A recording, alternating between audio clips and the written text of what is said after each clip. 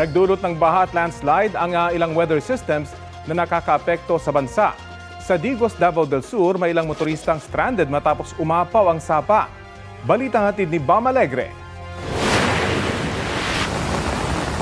Rumagasa ang kulay putik na tubig sa sapa sa Digos, Davao del Sur. Kasunod yan ang pag-ulan na naranasan sa lugar. Sa barangay Kapatagan, umapaw na sa kalsada ang tubig mula sa sapa. Isang oras stranded ang mga motorista na naghintay ng paghupa ng tubig.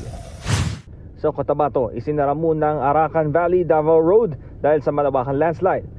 Ilang bahagi ng kalsada ang tuluyang bumigay at nahulog sa bangin dahil sa mga pag-ulan. Nagsagawa na ng assessment ang local office ng DPWH. Nagtalaga na rin sila ng mga alternatibong ruta na pwedeng daanan ng mga motorista.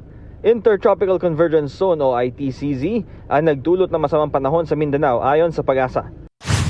Shear line naman ang nagpaulan sa ilang lugar sa Luzon gaya sa Santiago, Isabela.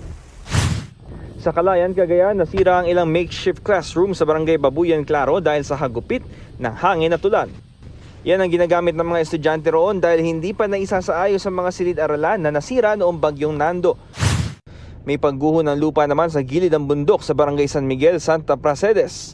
Tinanggal na ng mga otoridad ang guho na humambalang sa kalsada na patungong Ilocos Norte. Ginabi May, itinuloy rin ang clearing operation sa kabi-kabilang landslide sa Cabugao, Apayao. Kabilang dyan ang kalsadang nagdurugtong sa mga bayan ng Paner at Cabugao. Inulan din kahapon ang ilang lugar sa Bohol dahil naman sa easterlies. Nagmistulang ilog ang ilang kalsada sa Tagbilaran dahil sa baha. Bam Alegre, nagbabalita para sa GMA Integrated News.